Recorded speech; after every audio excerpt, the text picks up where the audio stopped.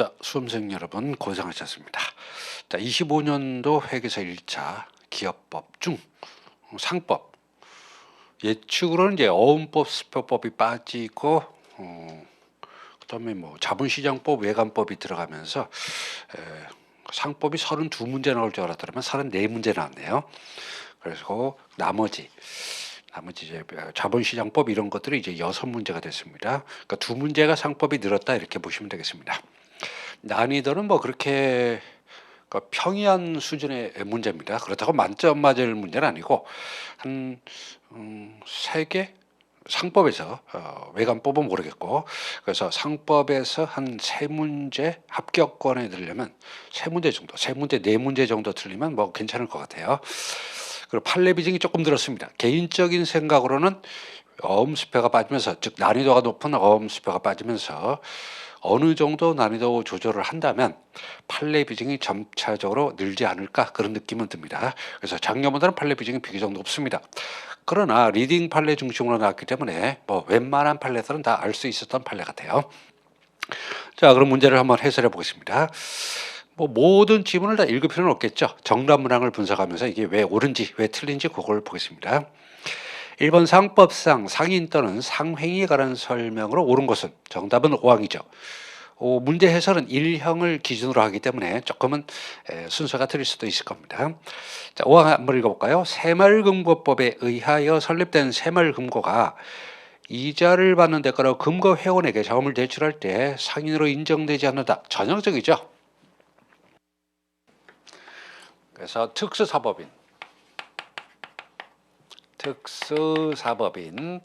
그 다음에 특수공법인 이런 것들 특수란 말이 들어간 법인들은 절대로 상인이 될 수가 없겠습니다. 왜? 법률에서 막았기 때문에. 그래서 특수사법인 대표적인 뭘까? 조합. 그 다음에 보시면 새마을금고, 신용보증기관 이게 대표적이죠. 그 다음 특수공법인은 공사공단. 뭘 하든 상인이 아니에요. 어떤 짓을 하든 상인이 아닙니다. 이런 것들은 상인이 될 수가 없겠습니다. 정답은 5항. 뭐 가볍게 풀 수 있죠. 자, 2번 상법상 등기에 관한 설명으로 옳은 것은 뭐냐? 자, 한번 사항을 볼까요? 법인 등기업이 이사로 등기돼 있는 경우 특단의 사정이 없는 한 정당한 절차 수렴된 적법한 이사로 추정되죠. 사실상 추정력을 갖습니다. 다음에 이제 공신력은 없다 이렇게 표현하죠. 그래서 사실상 추정력, 적법 추정은 된다. 3번 상법상 영업양도 전 양도인의 영업으로 인한 발생한 양도인의 제3자에 대한 채무에 대해서 상호를 수경하는 영업양수인이 부담하는 책임에 관한 설명을 들은 것은 자, 다 맞고 5항 한번 볼까요? 양수인은 양도인이 영업활동과 관련한 불법 행위로 인해서 제3자에게 손을 입힐 경우도 손해배상할 책임이 없다? 있죠. 근데 이게 좀 이상하긴 합니다. 보시면 영업 양도인이 있고 그 다음에 양도인에 대한 채권자가 양도인에 대해서 영업으로 인한 채권을 가지고 있다. 영업으로 인한 채권이니까 당연히 상행위 채권이 아니냐, 불법 행위가 포함되느냐 이런 문제가 있겠죠. 그래서 상법은 대부분 이제 불법 행위 경우 민법으로 해결합니다. 근데 이건 불법 행위를 포함한다는 거죠. 판례가 포함한다 그러니까 포함하는 거예요. 불법 행위를 포함한다. 이 법률 공부에 있어서는 여러분의 상상력은 아무 도움이 안 됩니다. 오로지 법률 조문과 학설, 판례. 뭐 학설은 시험에 안 나온다고 한다면 판례를 중심으로 보셔야 되겠죠. 불법 행위를 판례가 포함한다고 하고 있습니다. 그래서 불법 행위로 인한 채무도 양수인이 상호를 수경한다면 부담합니다. 4번 상법상 상호계산에 관한 설명으로 들은 것은 자, 사항을 볼까요? 당사자가 채권 채무가 항목을 기재한 계산서를 쓰긴 하면 착오나 탈루가 있을 때도 그 항목에 대해서 일을 할 수 없다? 이 상계, 상호계산에서 상계, 총액을 상계한다 그러죠. 총액을 상계하는 이 법적 성질이 문제예요. 이게 민법에서 말하는 경계 법적 성질을 가지거든요. 그래서 경계이기 때문에 구채무가 소멸하고 그 다음에 신채무가 발생하는 법적성들이 있어요. 그러니까 그 상계 전에 모든 채권 채무는 소멸하고 새로운 채권 채무가 발생한다는 거죠. 그래서 이런데 일을 제기하면 이게 계산을 할 수가 없잖아요. 다만 차고 탄로는 제외한다. 차고 탄로를 제외하고 이의를 제기할 수가 없다. 이렇게 되는 거죠. 그래서 차고 탄로 시에는 이의를 할 수가 있는 겁니다. 됐고 무난하고. 자, 그다음 5번 상법상 화물상환증에 관한 설명을 오는 것은 사항을 볼까요? 화물상환증에 의하여 운송물을 받을 수 있는 자에게 화물상환증을 교부했다. 운송물을 인도한 게 아니라 화물상환증을 교부한 거예요. 운송물 위에 행사하는 권리, 운송물 위에 행사하는 권리가 뭘까요? 물건에 대한 권리는 소유권이 대표적이죠. 채권이 아니라 의취득에 관해서 운송물을 인도한 것과 동일한 효력이 있다. 즉 화물상환증이 운송물에 대해서 발행이 됐다면 운송물을 인도해서 소유권을 이전할 필요 없이 화물상환증만 교부하면 운송물 인도와 똑같은 효력이 있어서 소유권이 이전된다는 게 판례 입장이죠. 예, 사항 맞습니다. 6번 이건 조금 난이도가 있는 것 같아요. 어렵다기보다는 조문을 꼼꼼하게 봐야 되는 문제죠. 자, 보시 바랍니다. 운송인이 운송물을 운송을 했어요. 자, 그 다음에 수하인에게 물건을 인도를 해야 되는 거죠. 그 수하인이 있어요. 있습니다. 수하인이 있는데 수하인이 만약에 수령을 거절한다. 안 받겠다 그래요. 수령 거절하거나 또는 수령이 불가능한 상황입니다. 수령하기 뭐라고 돼요? 수령이 곤란하다 있죠. 수령할 수 없는 경우 수령이 곤란하다. 불가능한 건 아닌데 어쨌든 수하인이 있는 겁니다. 그럼 운송인은 어떻게 할까요? 물건을 인도해야 일의 완성으로서 운임을 청구할 수 있으니까. 그래서 수령을 거절하거나 수령이 곤란하면 어떻게 돼요? 수하인과 그 다음에 송하인에게 최고 후에 이제 경매를 할 수 있죠. 공탁은 이제 하는데 경매하려면 수하인과 송하인에게 모두 최고한 다음에 경매를 해야 되는 거죠. 자, 그러면 1항을 보세요. 수하인이 운송물 수령할 수 없다. 수하인은 있다는 말입니다. 그럼 어떻게 하냐면 운송인은 송하인에 대한 최고 없이도 수하인에 대해서 상당 기간을 정하여 운송물을 최고하는 운송물을 경매할 수 있다. 송하인에게도 물어봐야죠. 최고한다는 말은 물어본다는 말입니다. 그럼 수하인에게 다시 한번 야 너가 지금 왜 못 받냐 받아라 이렇게 최고하고 송하인에게는 얘가 지금 받기 어려운 상황인데 어떻게 할까 반송할까 이렇게 물어보는 거죠. 그래서 수하인과 송하인에게도 최고한 후에 경매할 수 있습니다. 이건 이론적으로 어렵다기보다 조문을 좀 꼼꼼하게 봐야 맞출 수 있는 문제가 되겠죠. 만약에 수하인이 없으면 어떻게 할까요?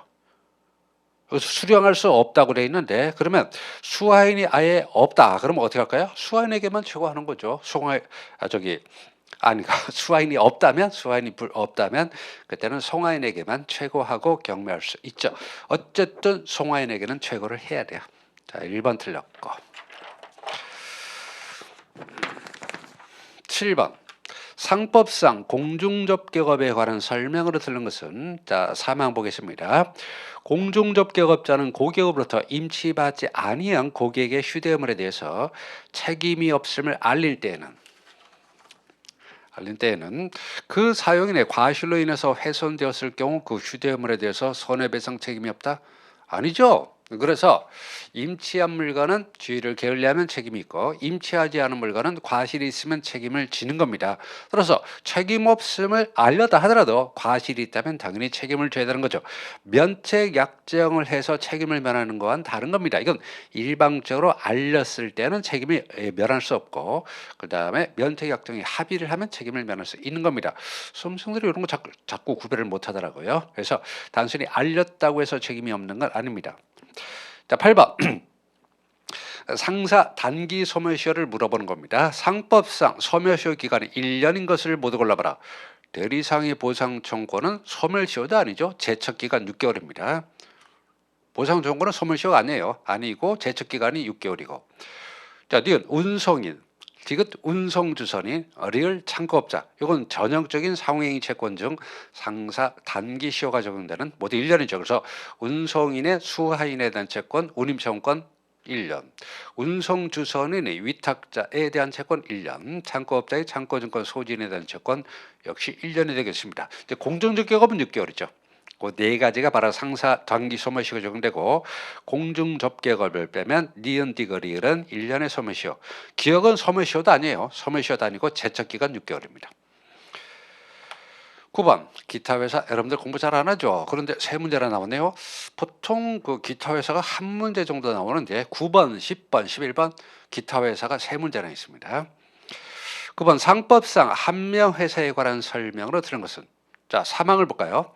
사원이 회사 성립 후에 사원으로 가입했다. 호구가 됐네요. 그 가입 전에 생긴 회사 채무에 대해서도 동일한 책임을 지죠. 왜? 그래야 무한 책임이니까. 만약에 회사 성립해 새로 사원이 가입했다고 해서 가입 전의 채무에 대해서 책임을 면하게 되면 한 명회사 사원은 무조건 무한 책임을 진다는 것에 모순되죠. 그래서 회사 성립해 새로 가입한 사원도 가입 전의 채무에 대해서도 동일한 무한 책임을 지는 겁니다. 사망 틀렸고. 10번 상법상 합자회사에 관한 설명은 들은 것은 합자회사는 이제 1위는 무한책임사고 사원이고 나머지 1위는 유한책임사원으로 구성되는 회사죠. 그래서 무한책임사원에 관한 한명회사 규정을 준용하고 유한책임사원에 대해서는 별도 규정을 두고 있습니다. 자 그렇다면 사망을 보시 바랍니다. 유한책임사원은 다른 사원의 동의 없이 자기 또는 제3자의 계산으로 회사 영업에 속한 걸 할 수 있을까요? 당연히 있죠. 왜?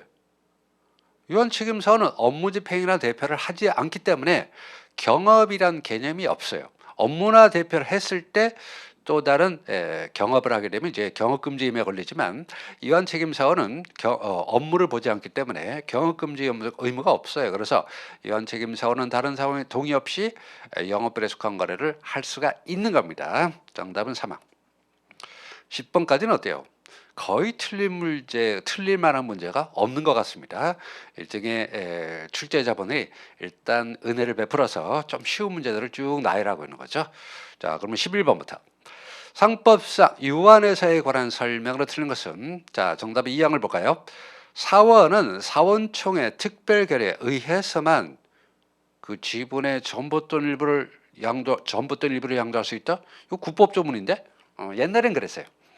유한회사 사원은 사원총회 특별결의로 지분을 양도할 수 있다고 했지만 폐지됐죠. 그래서 유한회사 사원은 지분을 마음대로 양도할 수 있고 다만 정관으로 제한은 할 수 있죠. 요 2항은 국법 조문입니다. 근데 이게 폐지된 지 이게 10년이 넘었는데 이런 걸 내는지 모르겠어요. 그래서 어쨌든 유한회사 사원은 마음대로 지분을 양도할 수 있고 다만 정관으로 양도를 제한할 수 있습니다. 자, 2항 틀렸고. 자, 12번. 길기만 하지 별건 아니죠.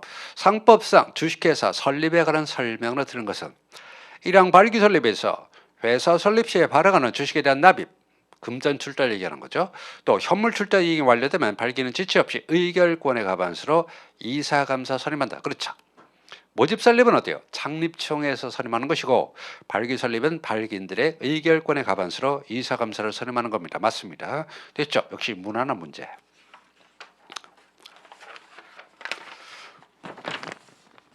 13번 상법상 주식회사의 주식에 관한 설명으로 틀린 것은 자 사항 볼까요? 정관으로 정할 때 무액면 주식을 발행하는 회사가 액면 주식도 발행할 수 있다? 제가 강의할 때 늘 이렇게 얘기죠. 얼룩서를 만들지 말라. 무액면 주식을 발행하면 전부 다 무액면 주식으로 또 무액면 주식을 전환해서 액면 주식을 발행할 때도 전부를 액면 주식으로 발행해야 됩니다. 근데 이건 국어 문법 문제죠. 무액면 주식을 발행하는 회사가 액면 주식도 발행할 수 있다 그러면 그럼 둘 다 발행을 할 수 있다. 그러니까 동시에 발행할 수 있다. 이런 의미가 되겠죠. 당연히 틀린 겁니다. 그래서 전부를 무액면으로 하거나 전부를 액면으로 발행할 수 있는 겁니다. 틀렸고. 자, 그다음에 14번. 상법상 종료율 주식에 관한 설명으로 들은 것은 자 5항 보세요. 회사가 주식의 상환에 관한 종료 주식을 발행할 때 상환의 개념이 뭐예요? 상환이라는 말은 이익 소각 이걸 바로 상환이라고 그랬죠. 그럼 그 이익을 어떤 형태로 줄 거냐? 이게 목적이 뭐냐는 거죠. 이게 목적이 뭐냐? 꼭 금전으로만 지급해야 되냐? 금전으로 지급할 필요 없죠. 금전, 그 다음에 유가증권, 그 밖에 재산을 줘도 되죠. 그 밖에 재산을 줘도 됩니다. 이익이라면 꼭 금전으로만 지급할 필요 없어요. 근데 이 유가증권은 돼요. 되는데 그러나 다른 종료 주식은 제외한다. 종료 주식은 제외한다는 거죠. 근데 왜 다른 종료 주식은 제외할까요? 그건 뭐냐면 상환의 대가로서 다른 종류 주식을 줘버리면 전환 주식과 구별이 애매해진다는 거죠. 그래서 다른 종류 주식은 제하고, 다만 여기서 다른 종류 주식은 그 회사의 다른 종류 주식을 제외하는 거니까, 만약에 자회사나 모회사 종류 주식은 어떨까요? 자회사나 모회사 종류 주식은 상관없어요. 그냥 이건 유가증권으로 치면 되는 거니까 이렇게 되는 거죠. 꼭 금전으로만 지급하는 건 아닙니다. 근데 개인적으로 이런 느낌이 들긴 합니다. 지금 아까 그 유한회사 문제도 이랬지만 요 14번의 5항도요. 국법에서는 이게 맞는 문장이었습니다. 그래서 과거에 상환 종류 주식에서 상환의 대가는 이익인데 반드시 현금만을 교부할 수 있다고 했거든요. 근데 왜 이런 식으로 국법 조문을 집어넣어도 틀리겠는지 그건 좀 이해하기 어렵습니다. 됐고. 자, 15번. 상법상 비상장 주식회사의 주권에 관한 설명으로 드는 것은, 요거 수험생들 많이 틀립니다. 이 항에서 주주는 정관의 주권의 불소지 신고가 가능하다는 정함이 있는 경우에 한해서 그 주식에 대해서 주권을 소지하지 아니하겠다는 뜻을 해서 신고할 수 있다. 이게 틀린데, 자 보세요. 이런 게 있어요. 보시면 뭐냐면 입법 기술의 문제인데, 법을 만들 때 이런 건 제가 생각해도 좀 잘못된 것 같긴 합니다. 이런 게 있어요. 원칙적으로 허용이 되고 예외적으로 보세요. 예외적으로 정관으로 금지하는 것들이 있습니다. 금지가 가능한 것들이 있고, 이런 것들이 있고, 보통 원칙적으로 금지가 되는데 예외적으로 정관으로 허용하는 것들이 있어요. 이거 다르죠? 의미가 다릅니다. 그럼 원칙적으로 허용되는데 정관으로 금지가 가능한 게 뭐냐? 3개가 있어요. 3개가 있고, 그다음 나머지는 다 이거예요. 나머지는 다 원칙적으로 해서는 안 되는데 정관으로 허용할 수 있는 것이 있다는 거죠. 자, 그러면 원칙적으로 허용되는데 정관으로 금지 가능한 게 뭐냐? 첫 번째, 주권 불소지 신고. 자, 그다음에 이사 선임 시 집중 투표 청구. 그다음에 세 번째, 주주총회에서 음성회의잖아요. 음성회의. 요거는 뭐 정관으로 안 정하면 그냥 허용되는 거예요. 주권 불소지 신고할 수 있고, 집중투표 청구할 수 있고, 주청에서 음성회의 할 수 있는데, 만약 정관으로 이거 안 돼, 그러면 안 되는 겁니다. 이게 딱 3개 있습니다. 근데 이제 원칙적으로 금지되고 예외적으로 정관으로 허용하는 게 뭐냐? 한번 보세요. 자, 보시면 신주 발행은 이사회 권한이죠. 근데 이사회 권한이지 주주총회 권한은 아닙니다. 근데 이제 만약에 정관으로 정하면 주주총회 보통 결의로 신주 발행할 수도 있다는 거죠. 자, 보세요. 그 다음에 대표이사 선임 해임. 이것도 이사회죠. 이사회인데 주총에서 하면 안 된다고요. 주총에서 하면 왜 안 됩니까? 아니, 안 돼요. 그냥 이사회에서 해야 됩니다. 근데 정관에 규정을 했다면 주주총회 보통 거래로 대표이사를 선임할 수 있다는 거죠. 이게 대부분이에요. 상법에서 정관으로 이런 말이 나오는 건 정관으로 원래 안 되는데 정관으로 허용한다 이 말입니다. 근데 딱 요 3개. 주권 불소지 신고, 집중투표 청구, 주주총회에서 음성회의. 요것만은 정관으로 막을 수가 있다는 거죠. 자, 그럼 다시 이 항을 보세요. 왜 틀렸는지 한번 보세요. 이 항, 주주는 정관의 주권의 불소지 신고가 가능하다는 정감이 있는 경우에 한해서 아니죠. 정관으로 금지만 안 한다면 그 주식에 대해서 주권을 소지하지 않겠다는 뜻을 회사에 신고할 수가 있다. 이렇게 되는 거죠. 됐고. 자, 그 다음에 16번 판례 나오니까 이거 수험생들이 어렵다고 생각하지만 이거 유명한 판례입니다. 자, 상법상 비상장 주식회사의 주식 매수 선택권에 관한 설명을 얻은 것은, 주식 매수 선택권을 주려면 뭐가 필요해요? 스톡옵션의 요건 볼까요? 주식 매수 선택권을 주기 위한 요건. 첫 번째, 반드시 정관에 정해야 되죠. 두 번째, 주주총회 특별합니다. 세 번째, 부요 계약을 체결하죠. 네 번째, 등기를 하는 거죠. 이 요건 4가지를 모두 갖춰야 돼요. 안 그러면 매수 선택권은 무효가 되는 겁니다. 정관, 주특, 계약, 등기. 자, 보시면 옳은 것은 뭐냐? 1항 보세요.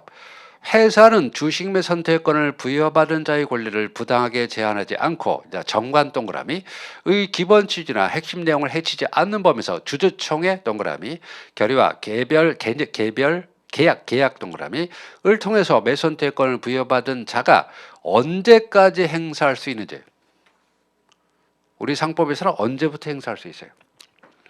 매 선택권을 부여하기로 결의한 때로부터 2년 이상 경과해야 된다 그러잖아요. 그러니까 2년이 지난 다음에 그다음 매 선택권을 여기는 그 2년 전에 행사할 수 있다 이런 문제가 아니라 2년이 지난 후에 지나서 매 선택권을 행사할 수 있는데 그렇다고 천년만년 행사할 수 있으면 안 되겠죠. 언제까지 매 선택권을 행사할 수 있는지를 자유롭게 정할 수 있다. 예, 맞아요. 이게 판례입니다. 그러니까 지금 정관 나왔잖아요. 주특 나왔죠? 계약 나왔죠? 등기는 안 나왔는데 등기도 당연히 해야 되는 겁니다. 그러니까 1항은 맞죠. 그럼 나머지 2항 볼게요. 나머지 2항. 2항부터 쉬울 텐데. 자, 의결권 없는 주식을 제한 발행 정세 100분의 10 이상의 주식을 가진 주주에게는 매 선택권을 부여할 수 없죠. 그러나 이자들의 배우자 직계 존비속, 꿈꿔 직계 비속 들어있죠. 에도 부여할 수가 없습니다. 자, 양 틀렸고.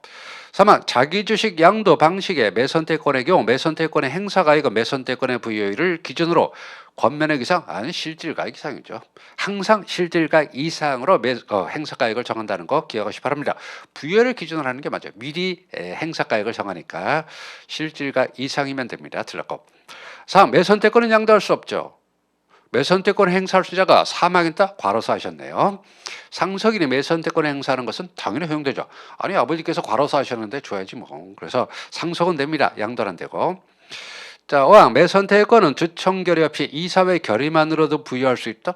안 되죠. 이겁니다. 정관주특 계약 등기 이렇게 4가지 요건을 갖춰야 되는 거죠. 정답은 1항. 근데 수험생들이 그 최근 몇 년 동안 판례 비중이 급격히 감소했거든요. 근데 그건 좀 이상한 현상입니다. 기존에도 회계사 시험에서 판례 비중은 최소 30에서 40%는 됐어요. 근데 1항 같은 거 판례 비중이 낮아지니까 이거 유명한 판례거든요. 다른 시험에서는 굉장히 많이 나오는 판례입니다.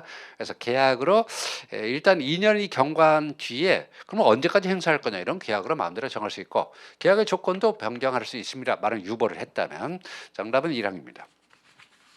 판례 공부를 좀 늘려야 될 겁니다. 물론 뭐 변호사, 법무사 시험처럼 판례를 그냥 완전 뒤덮는 그런 문제는 안 나오겠지만은 판례는 기본 판례들은 좀 외우셔야 돼요. 자, 그러면 17번. 상법상 비상장 주식회사의 주식 양도에 관한 설명으로 틀린 것은 전자등록은 빼고 얘기하라는 거죠. 자, 사항 보세요. 정관이 정한 바에 따라 주식의 양도에 관해서 이사회 승인을 얻을 때 주식을 양도하고자 하는 주주가 회사에 대해서 양도 승인을 청구했는데 회사가 정해진 기간 한 달이죠. 네, 양도 승인 거부 통지했다면 그러한 통지를 받은 주주는 정해진 기간 내 20일이죠. 1월 20일, 20일이니까 20일 내 회사에게 양도 상대방의 지정만을 청구할 수 있다? 아니죠. 양도 상대방 지정 청구하거나 또는 회사에 대해서 직접 주식 매수도 청구할 수 있죠. 만자 이런 말이 들어가면 조심하셔야 됩니다. 양도 상대방 지정을 청구할 수 있지만 그것만 청구할 수 있는 게 아니라 직접 주식 매수도 청구할 수 있습니다. 그래서 사항 틀렸고. 자, 그러면 18번 볼까요? 18번 요건 좀 생각을 해봐야 되는 문제겠네요. 상법상 비상장 주식회사의 자기 주식 및 자회사에 의한 모회사 주식 취득에 관한 설명으로 들은 것은 저 이거 무지하게 좋아하는데 개인적으로 좋아하는 겁니다. 근데 수험생들은 이것만 나오면 머리가 찌끈찌끈 아프죠. 자, 볼까요? 그래서 보시면 여기 회사가 있고 주주가 있는데 주주가 회사에 대해서 주식을 양도하게 되면 회사 입장에서는 자기 주식을 취득하게 되는 거죠. 자, 여기 하나 있고 그 다음에 자회사야 모회사 주식 취득이네요. 그래서 보시면 여기 모회사가 있고 자회사가 있고 그래서 모회사가 자회사 주식을 50% 초과 취득할 때 자회사는 모회사 주식을 취득할 수가 없죠. 요건 뭐 간단하니까 또 다른 회사가 있다고 보세요. 다른 회사가 모회사와 자회사 주식을 합하여 50%가 초과한다. 그러면 다른 회사는 모회사의 자회사로 본다. 모회사의 자회사로 본다는 거죠. 그럼 뭐예요? 손자회사가 되는 거죠. 손자 회사가 되는 겁니다. 자, 손자도 자식이죠. 그러니까 다른 회사는 모회사 주식을 취득할 수가 없습니다. 요건 취득할 수 있어요? 요건 취득할 수 있죠. 취득할 수 있습니다. 이렇게 된 그림이에요. 자, 그러면 1항부터 볼까요? 틀린 것은 뭐냐? 상법 341조 2에 따라 지금 프린트가 좀 다 작아서 글씨가 잘 안 보네요. 특정 목적에 의한 자기 주식의 취득이 허용될 때 다른 회사 영업 일부 양수로 인해서 자기 주식을 취득하는 경우도 포함된다? 아니죠. 자기 주식을 취득할 때는 원칙은 이익 범위 내에서 취득하는 거죠. 예외. 두 번째 예외가 뭐예요? 예외가 바로 특정 목적이죠.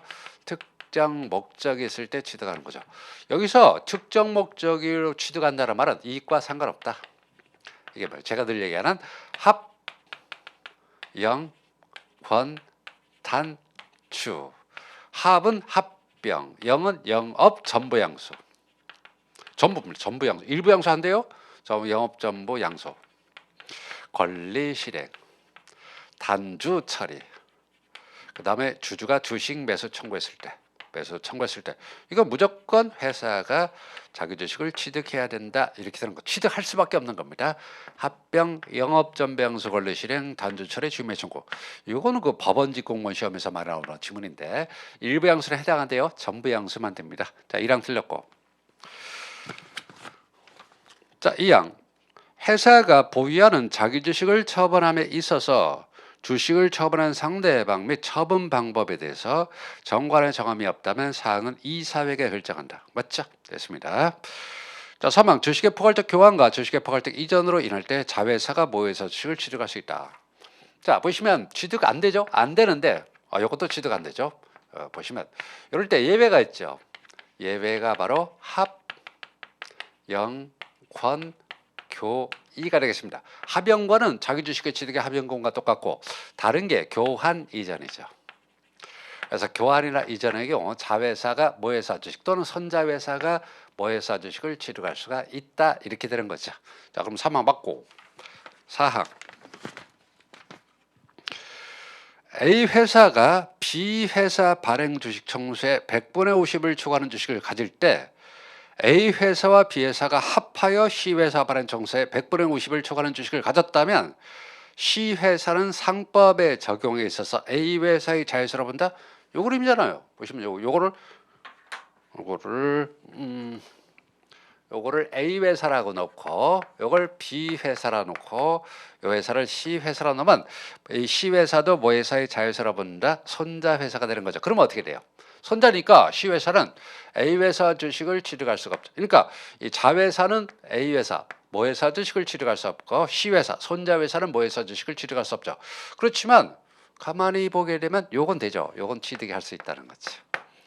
왜? 지금 A, B가 합해서 C 회사 주식의 50%가 넘는다는 말은 거꾸로 말하면 A 회사를 빼면 C, B 간에는 모자 관계가 형성이 안 돼 있죠. 그래서 C 회사가 손자 회사가 자회사 주식을 취득하는 건 돼요. 되는데 손자 회사가 모회사 주식을 취득하는 건 안 됩니다. 손자도 자식이니까. 자, 5항. 회사의 합병으로 인해서 자회사가 모회사 주식을 취득했다면 자회사는 주식을 취득한 날로부터 6개월 내에 모회사 주식을 처분한다. 자, 보시면 요거 만약에 이런 식으로 취득했다고 보세요. 자기 주식을 취득하게 되면 처분 의무라든가 또는 처분 시기에 대한 제한은 없습니다. 그렇지만 이사회 결의를 얻어서 처분을 해야 됩니다. 그러니까 처분 방법이 이사회 결의로 처분한다는 거죠. 그런데 자회사가 예외적으로 합병권 교의로 자회사가 모회사 주식을 취득했다고 보세요. 그러면 이때는 취득한 날로부터 그 다음에 6개월 내에 처분한다. 처분을 해야 된다. 이렇게 되는 거죠.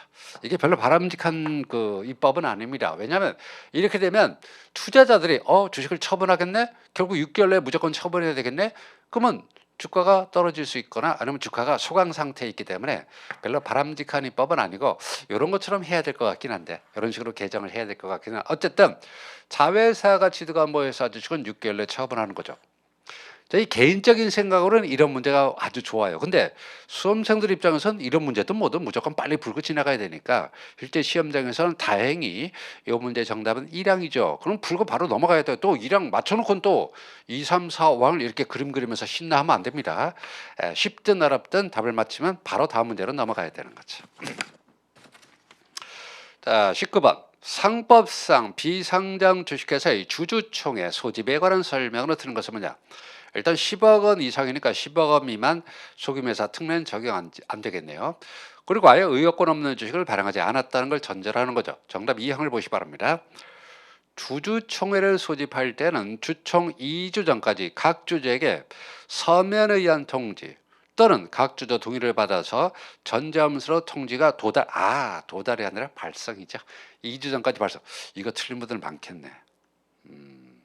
왜? 수험생들 입장에서 2주 나왔죠. 서면 그리고 동의를 받아 전자문서까지 나왔죠. 그러면 그때는 보통 안 읽죠. 그래서 통지가 도달돼야 되는 게 아니라 통지를 발송하는 겁니다. 야, 요거 상당히 함정이 들어있는 문제네요. 정답은 2항입니다. 뭐 나머지야 뭐 다 쉬운 거죠. 그래서 통지를 발송해야 되는 이런 문제가 전형적인 함정 문제죠. 어려운 문제는 아니고 순간적으로 급한 수험생들의 허를 찌르는 문제다 이렇게 보시면 되겠습니다. 이거 틀린 수험생들 많았을 것 같네요. 통지가 발송돼야 한다 이래야 됩니다. 자, 그 다음에 20번. 상법상 주주총회 결의 하자를 다투는 소송에 관한 설명으로 옳은 것은 뭐냐? 이걸 한번 다 볼게요. 이랑 주주가 이사 선임 결의에 대해서 결의 취소서를 제기하려면 그 결의에 의해서 선임된 이사를 피고로 한다? 아니죠. 주주총회는 회사가 소집한 거니까. 그래서 회사를 피고로 해야 되는 거죠. 주총거래 하자 소송에 대한 피고는 전부 다 회사입니다. 틀렸고. 근거가 어디 있습니다. 또 이렇게 하는 분도 있어요. 상법 조문에는 회사를 피고로 한다는 문제가 없어요. 근데 판례가 그렇게 봐요. 피고는 무조건 회사다 이런 판례가 있습니다. 그래서 피고를 회사로 해야 됩니다. 틀렸고. 이양 결의 취소 소송에서 패소한 원고가 중대한 과실이 있는 경우도 회사에 대해서 손해배상 책임이 없다. 그건 대표 소송을 얘기하는 것이고 일반적인 상법상 소송에서 주주가 패소하면 악이나 중과실이 있으면 책임을 져야 됩니다. 틀렸고. 3화 이사 선임 결에 대해서 결의 무효 확인 소송이 제기되면 법원은 당사자 신청에 의하여 가처분으로서 이사직부 직무집행을 정지할 수 있고 또는 직무대행자를 선임할 수 있다. 이거 많이 봤잖아요. 그래서 직무집행 가처분 신청은 당사자가 신청을 해야 되고 전대조건으로서 결의 무효 확인 소송이 제기된 경우라고 했지만 실제로 제기되기 전에도 할 수 있습니다. 그래서 사망 맞고. 상 결의 부전제 확인 소송은 결의 취소 소송과 마찬가지로 결의로부터 2월이다. 아니 결의로부터 2월은 결의 취소와 부당결의 취소고 결의 무효 확인, 결의 부전제 확인 소송은 제소 기간이 없죠. 이익이 있는 한 아무 때나 제기할 수 있습니다. 틀렸고. 부당결의 취소, 변경소가 제기되면 법원은 청구를 재량기각할 수 있다. 재량기각은 네 가지 선, 결의 취소, 결의 무효 확인, 결의 부전제 확인, 부당결의 취소 소송 중 결의 취소 소송만 재량기각이 됩니다. 지금 주총이 지금 4문제나 나왔네요. 19, 20, 21, 22. 보통 2문제 정도 일반적으로 나오는데 이건 4문제나 나왔습니다. 그래서 정답은 3항. 자, 21번 상법상 비상장 주식회사의 주주총회에서 주주명부상 명예회사가 완료됐다. 일단 적법하게 의결권을 행사할 수 있는 자격을 갖췄죠. 주주 의결권 행사에 관한 설명을 드린 것은 세련된 문제입니다. 이 정도 문제를 대야 회계사 시험에 걸맞은 문제라고 볼 수 있겠습니다. 자, 그러면 틀린 것은 뭐냐? 이런 문제 볼 때마다 이제 개인적으로는 상당히 즐겁고 출제위원님들이 고생하셨구나 이런 느낌을 받는데 틀린 것은 뭐냐? 1항 주주총회에서 갑을 2개의 결의가 이루어지는데 갑 결의에 대해서만 특별 이한계가 있는 주주는 갑 결의에서는 의결권을 행사할 수 없지만 을 결의에서는 의결권을 행사할 수 있다. 그렇죠? 이게 뭡니까? 이 결의가 2개가 있었습니다. 먼저 이사를 선임하는 결의, 다음에 그 선임되는 이사에 대한 보수를 결정하는 결의라고 보세요. 근데 그 이사 후보가 동시에 주주라고요. 그러면 그 주주가 자기를 이사로 선임하는 결의에는 특별한 이관계가 없다고 보기 때문에 의결권을 행사할 수 있고, 그 다음에 이 사람이 이사로 선임됐습니다. 그래서 자기 보수를 결정하는 거죠. 자기가 이사가 되고 이제 자기 보수를 결정하는 거니까 그때는 특별한 이관계가 있다고 봐서 의결권을 행사할 수 없는 겁니다. 좋아요. 됐고 맞고. 2항 주주가 서면에 의해서 의결권을 행사할 수 있을 때 감사선임은 주총 보통거리다? 맞아요. 전자투표할 때는 어때요? 전자투표할 때는 그냥 과반수로 선임해도 되고, 다만 서면이나 아니면 출석에서 결의할 때는 그냥 과반수 4분의 1이 되겠죠. 잘 만든 문제입니다. 그래서 전자투표일 때는 감사 선임을 과반수로 선임하지만 일반 투표, 뭐 출석 투표라든가 서면 투표일 때 그럴 때는 그냥 주총 보통거리 과반수와 4분의 1의 요건을 갖춰야 됩니다. 요 이항도 속아 넘어간 수험생들이 많을 거예요. 많을 겁니다. 이거 틀린 게 아니냐? 맞죠. 전자투표라면 이게 보통거리가 틀린 거지만 서면 투표라면 보통거리가 맞습니다. 전자투표일 때만 보통거리가 아니라 과반수니까 좋아요. 자, 틀렸고 맞고 서면이니까 보통거리 과반수 4분의 1 맞습니다. 4번 주주가 대리인으로 하여금 의결권을 행사하게 할 경우 그 대리인은 대리권 증명서면을 주총에 제출한다? 당연히 맞죠. 근데 이제 위임장 원본만 내고 4번이나 팩스본은 안 되는 거죠. 맞고. 자, 상 A 회사가 B 회사 발행 주식 총수에 100분의 10을 초과하여 가질 경우 B 회사가 가지고 있는 A 회사의 모회사 주식은 의결권이 없다? 맞는데? 자, 보겠습니다. 좋아요. 아주 잘 만든 문제입니다. 제가 보기에 올해 문제 중 제일 세련된 문제입니다. 자, 보세요. 자, 사항을 한번 보시 바랍니다. A 회사가 있고 그 다음에 B 회사가 있습니다. A 회사가 B 회사 주식을 100분의 10을 초과해서 가지고 있다는 거죠. 가지고 있습니다. 가지고 있는데 그러면 어떻게 돼요? B 회사가 그러면 B 회사가 A 회사의 주식을 가지고 있다면 의결권이 없죠. 의결권이 없습니다. 뭐 여기까지는 알 거예요. 상호보유주에서 알겠죠. 그런데 문제는 B 회사가 가지고 있는 A 회사의 뭐예요? 지금 이게 자회사네요. 이게 자회사고 그 다음에 이게 모회사가 되는 거죠. 그래서 모회사가 자회사 주식을 50% 초과해서 가지고 있습니다. 됐죠? 근데 지금 B 회사가 A 회사에 대해서 가진 주식은 의결권이 없죠. 또 B 회사가 모회사에 대해서 주식을 가지고 있을 수 있다 하더라도 역시 의결권이 없습니다. 없어요. 없습니다. 아시겠죠? 그래서 지금 여기서 모자 회사가 형성된 상태인데 그 자회사가 다른 회사의 100분의 10을 주식을 가지고 있으면 이걸 다른 회사가 가진 모회사 주식에 대해서도 역시 의결권이 없습니다. 그러니까 둘 다 의결권이 없는 거죠. 됐습니다. 자, 그 다음에 이 5항 자회사가 모회사 주식을 소유할 때 자회사는 모회사의 주총에서 의결권을 행사할 수 있다. 자, 보시면 여기서 보세요. A 회사가 B 회사 주식의 100분의 10을 초과해서 가지고 있다면 B 회사가 가진 A 회사 주식은 의결권이 없죠. 자, 그런데 보시면 요번에 모회사가 있고 자회사가 있어요. 그럼 모자회사 관계는요 100분의 10이 아니라 100분의 50을 초과하는 거죠. 그러면 자회사가 모회사 주식을 취득할 수가 없죠. 그러나 예외적으로 취득할 수 있습니다. 취득할 수 있죠. 근데 이 그림을 보시면은 이미 100분의 50을 초과한다는 말은 100분의 10은 훨씬 초과한 거죠. 그렇잖아요.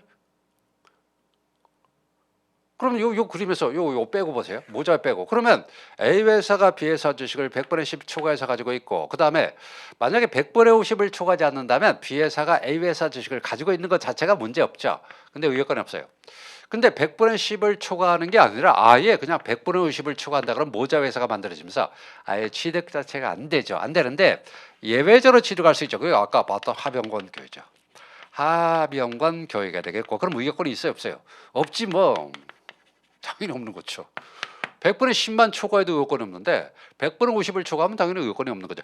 취득 자체가 안 되는데 예외적으로 취득할 때도 역시 의결권이 없다는 거죠. 제가 본 올해 문제 중 가장 세련된 문제입니다. 이게 쉽다고 생각하는 분도 있고 어렵다고 생각하는 분도 있을 텐데 일반적으로는 좀 어려울 거예요. 그리고 정답이 5항 있는데 제일 훌륭한 문제입니다. 여러 가지를 생각해야 되는 거죠. 수험생들이 요건 근거 조문이 없지 않냐? 이게 근거 조문이에요. 100분의 50을 초과했다는 말은 이미 100분의 10은 초과한 상태니까 당연히 취득 자체가 안 되지만 가지고 있다. 예외적으로 취득할 수 있잖아요. 그럴 때는 똑같이 적용되는 거죠. 그래서 의약권이 없다. 이렇게 되는 겁니다. 아주 훌륭한 문제입니다. 자, 22번 제일 지저분한 문제. 이런 문제. 상법상 주식회사 관련 소송 중 법원이 재량으로 청구를 기각하기 위한 요건으로서 하자 보완을 명시적으로 규정하고 있지 않은 것은, 이게 왜 제가 제일 지저분한 문제라 그랬냐면, 여러분들 1항부터 5항까지 재량 계약이 된다는 거 다 아시죠? 아시는데 2항, 3항, 4항, 5항은 하자가 보완이 되고 그 다음에 재반 사정을 참작해서 청구를 기각할 수 있다 그랬어요. 근데 1항은 주청거래 취소소송은 재반 사정을 참작해서 청구를 기각할 수 있다. 명시적으로 하자가 보완돼야 된다. 그런 말은 없는 거예요. 그러니까 수험생들이 야, 이거 다 하자가 재량 계약이 되는데 이게 답이 뭘까 이렇게 고민할 수도 있겠죠. 근데 명문의 규정으로는 주청거래 취소 소송은 그냥 재반 사정을 참작해서 기각할 수 있다.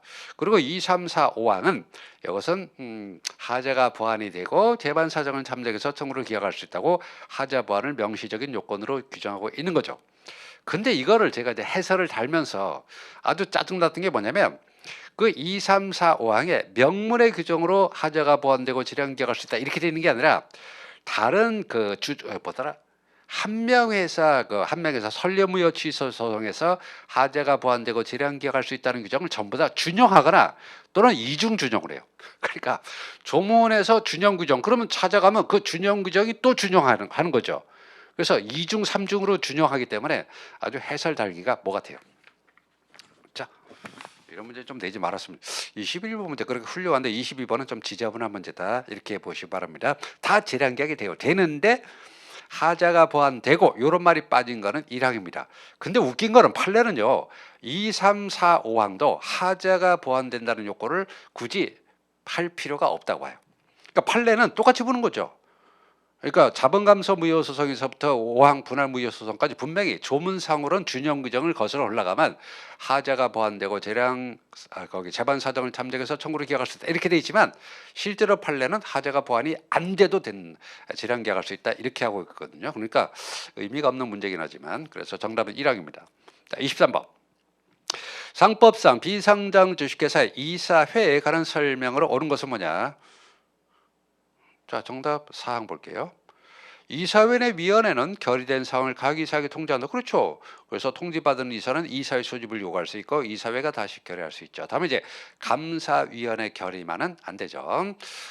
그런데 5항 한번 보세요. 정답은 4항인데 이사회 소집 통지가 일부 이사에게 누락되었음에도 이사회 결의가 이루어질 때 상법상 이사회 결의 취소송 그런 거 없어요.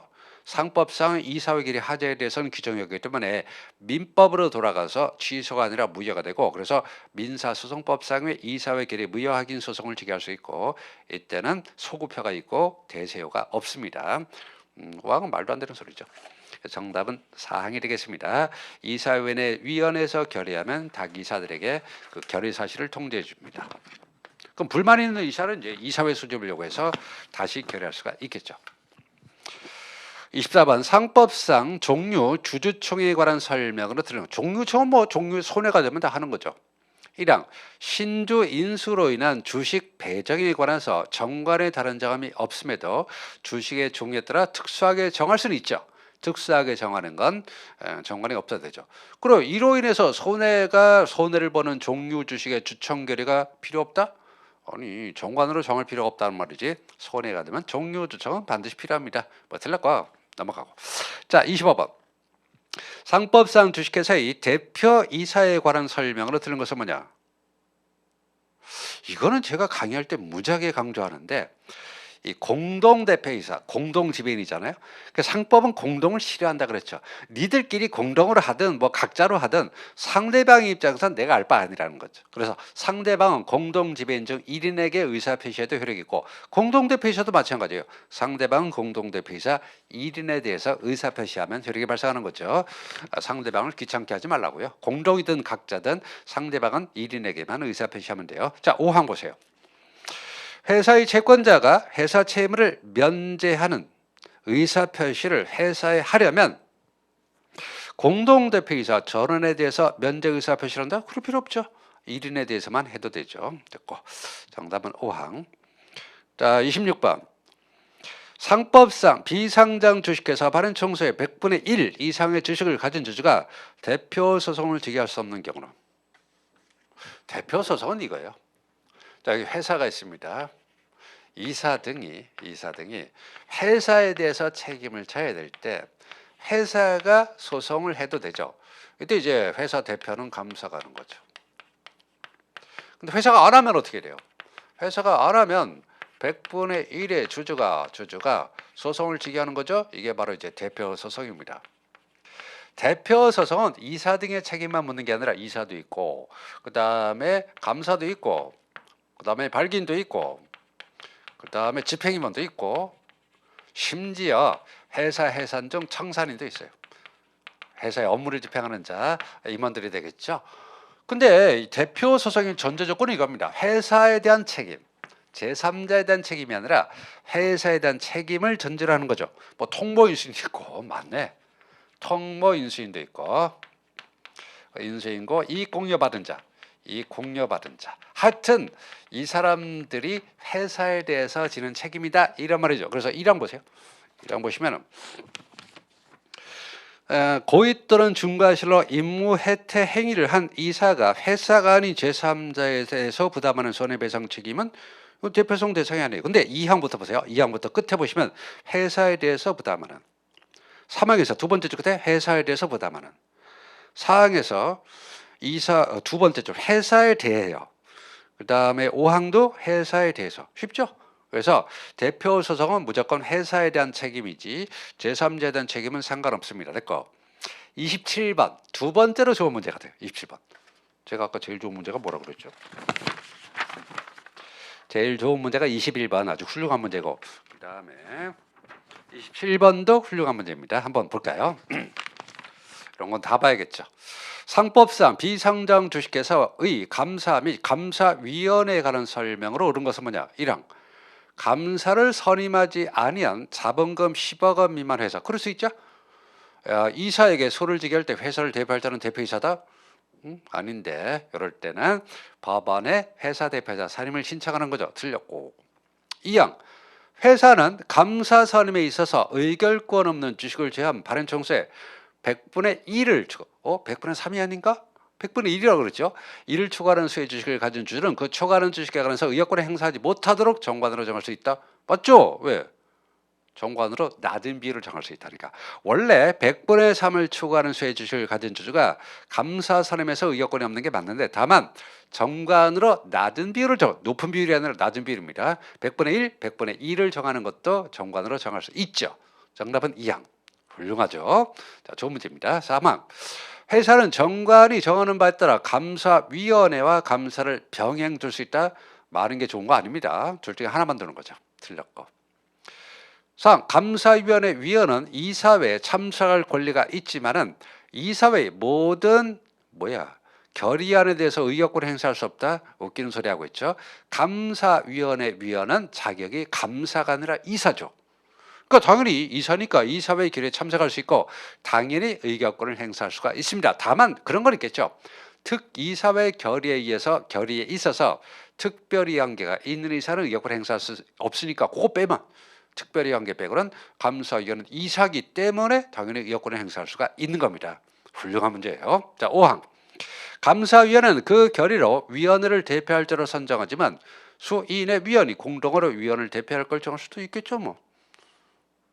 그렇죠? 됐고, 이건 뭐 따로 설명할 거 없고 당연하고. 그래서 정답은 2항. 역시 21번과 쌍벽을 이루는 좋은 문제입니다. 이런 거를 실제 이제 제가 답을 불러주고 답을 보면 2항 맞고, 그러니까 2항이 답이거라는 걸 순간적으로 이제 정답만 보면 금방 느끼는데 실제 시험장에서는 이게 긴가민가 가거든요. 100분의 3이 아닌가? 근데 왜 100분의 1이지? 정관으로 낮은 비율을 정할 수 있으니까 당연히 2항이 맞는 겁니다. 됐고. 좋은 문제입니다. 자, 28번. 상법상 신주 발행에 관한 설명으로 틀린 것은 1항. 근데 문제 수준이 너무 떨어집니다. 그냥 맞추라고 하는 것 같아요. 현물 출자하는 자가 있는 경우 예외 없이, 법에 예외 없는 게 어디 있습니까? 법은 항상 예외를 보장합니다. 예외가 있다는 거죠. 예외 없이 검사인의 선임을 법원에 청구하거나 공인된 감정의 감정으로 검사인 조사에 가름하게 한다? 그건 아니죠. 예외가 뭐예요? 예외가 뭐지? 오시금상. 현물출자가 자본금의 5분의 1을 초과하지 않거나 거래소 시세는 유가증권이나 변제기에 거들한 회사된 금전 채권을 출자할 때는 그 총액이 5천만 원을 초과하지 않으면 이때는 조사를 생략할 수가 있습니다. 예외가 바로 오시금색. 5분의 1 시세는 유가증권 변제가 돌아온 회사된 금전 채권은 조사할 필요가 없죠. 잘 아시죠? 자, 그래서 예외 없이라 그러면 일단은 의심하셔야 돼요. 근데 무조건 예외 없이가 틀린 건 아니지만 보통 틀릴 때가 많으니까. 자, 29번 상법상 주식회사의 자본금의 감소에 관한 설명으로 들은 것은 자본금의 감소. 3번 보세요. 결선의 보전을 위한 자본 감소의 경우 채권자 이전차 거친다. 좀 수험생들 수준을 무시하는 문제죠. 결선 보전은 일단 주주총회 결의도 보통거리고 그다음에 채권자 보절차도 필요 없죠. 왜? 실질적인 재산이 감소되지 않기 때문에 그렇습니다.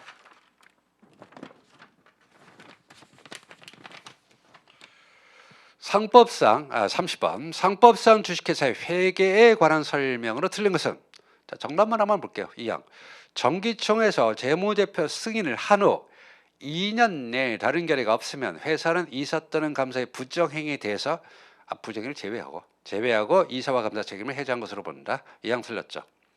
31번 문제 이거 맞춘 분들 있을까요? 물론 많이 맞췄겠지만은 31번 정도 된다면 거의 변호사 시험급 문제라고 보시면 되겠습니다. 상당히 수준 높은 문제입니다.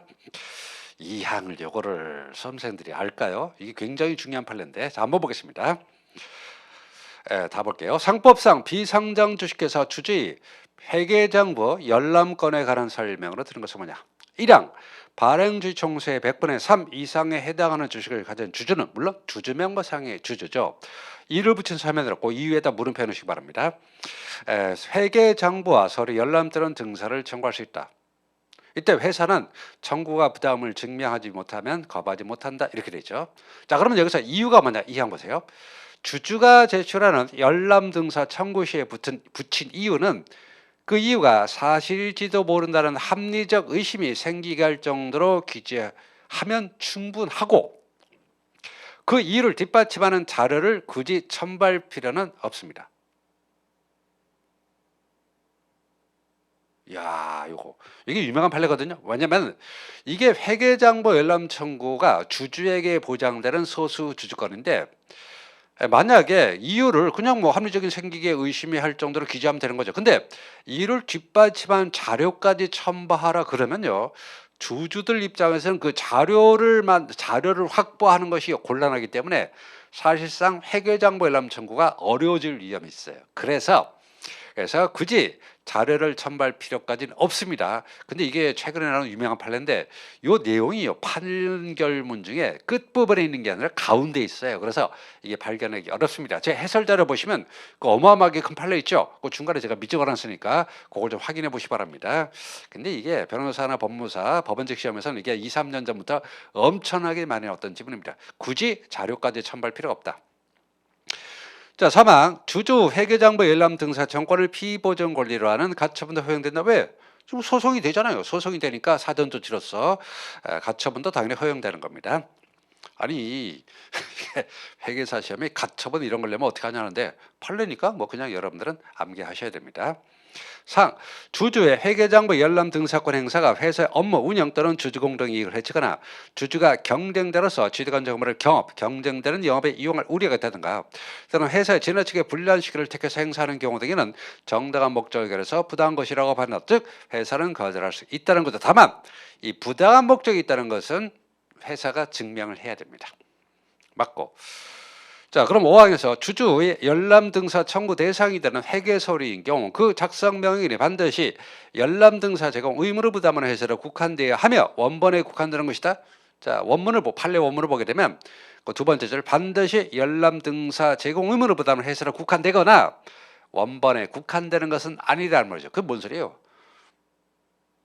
자회사 회계장부 열람 청구도 가능하다 이런 말입니다. 이거 잘 보시면요.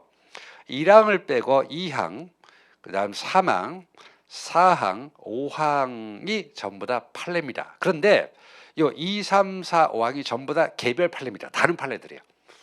자, 이런 시험 문제가 이제 주로 변호사 시험인데, 변호사 시험은 이제 이것보다 좀 더 깊이 판례를 내긴 하겠지만, 이런 문제도, 이 문제도 굉장히 훌륭한 문제고, 제가 이 문제에서 느낀 바가 뭐냐면, 앞으로 이런 식의 문제, 즉 한두 문항 정도는 이제 조문을 그대로 내고 나머지 문항은 판례를 추가하는 이런 문제가 조금씩 늘지 않을까. 왜? 이런 느낌을 받습니다. 어음수표가 그동안 회계사 시험 상법의 난이도를 조절한 부분이었는데, 어음수표가 빠지면서 어쩔 수 없이 회사법 문제가 판례 비중이 높아지지 않을까. 올해 판례 비중 높아요. 어제 해설 보시면 알겠지만 판례가 정답이 되는 경우도 있고 아닌 경우도 있겠지만 상당히 판례 비중이 작년보다 훨씬 높아졌습니다. 작년에는 너무 판례가 안 나와서 너무 민망할 정도로 판례가 안 나왔는데, 올해는 적당한 양의 판례가 나온 것 같아요. 됐고. 정답은 5항입니다. 그래서 반드시 열람 등사 제공 의무를 부담을 해서라 국한되거나 원본에 국한되는 것이 아니기 때문에 모회사 주주가 자회사 회계정보 열람 청구도 가능하다, 이렇게 되는 거죠. 자, 32번. 상법상 채권을 발행하는 비상장 주식회사의 사채에 관한 설명을 들은 것은, 설마 이권 있는 무기명식의 사채를 상환하는데 이권이 없네? 그러면 이 사람이 지금 사채권자인지 아닌지를 입증할 방법이 없죠. 그래서 이권 가지고 와라. 가져올 때까지는 이자 못 주겠다 이 말이에요. 이권에 상당하는 금액을 상환액으로부터 공제하고 나중에 이권을 가지고 오면, 이권이 뭐냐면 이자를 받을 수 있는 자격을 증명하는 증서거든요. 근데 이자 받을 수 있는 자격을 증명하는 증서가 없으니까 그때는 이권을 가져올 때까지는 이자를 지급 안 한다는 거죠. 기명사채는 상관없어요. 기명사채는 어차피 회사가 누가 사채권자를 아니까 당연히 이자를 지급하겠지만, 무기명사채는 누가 사채권자인지 회사가 알 방법이 없잖아요. 그래서 이권을 가져오지 않으면은 이자 지급을 중단했다가 나중에 이권을 가져오면 그때 이자 준다 이 소리예요. 됐고, 그래서 공제한다 그런 말입니다. 나중에 이권 가져오면 다 주고. 자, 사망 들었습니다.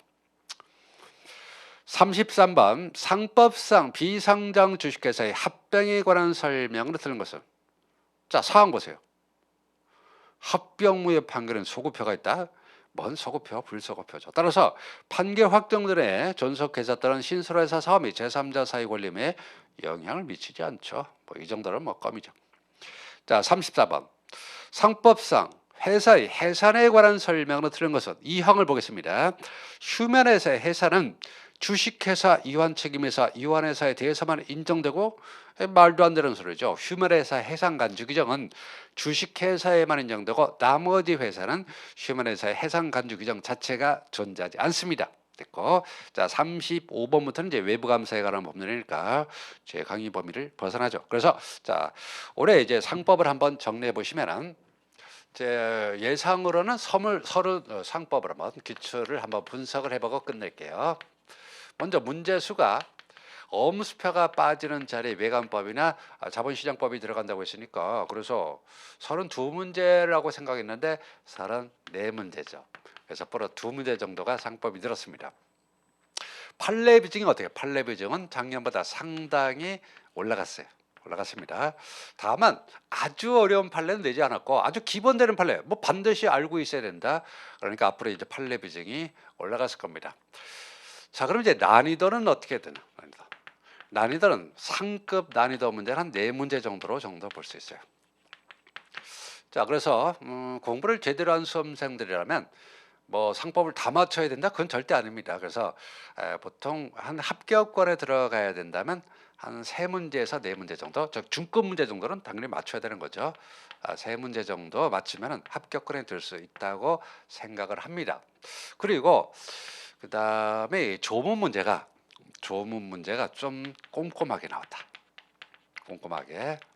그래서 어려운 건 아니지만 수험생들이 그냥 상법을 큰 뼈대만 공부한다고 생각하는데, 아까 사채에 관한 문제도 그렇고 상당히 지엽적이다 이렇게 판단하면 안 되고 조문을 꼼꼼하게 내고 있구나 이런 느낌을 받습니다. 하여튼 어음수표가 빠진 영향을 올해 처음 봤는데, 이게 출제 흐름이 될지 안 될지는 모르겠지만 판례 비중을 좀 높이는 게 좋겠고요. 그 다음에 여기 보시면 알겠지만 학설은 의미가 없어요. 학설은 뭐 변호사 시험이나 법무사 시험에는 판례 학설을 중심으로 내자냐, 그런 건 아닙니다. 객관식 시험은 절대로 학설을 중심으로 낼 수가 없고, 학설은 생각할 필요 없이 그냥 조문과 판례 이걸 중심으로 공부하시면 좋은 성적을 받을 수 있을 겁니다. 자, 수험생들 고생 많이 하셨고 모두 좋은 소식이 있기를 기다립니다. 자, 수고하셨습니다.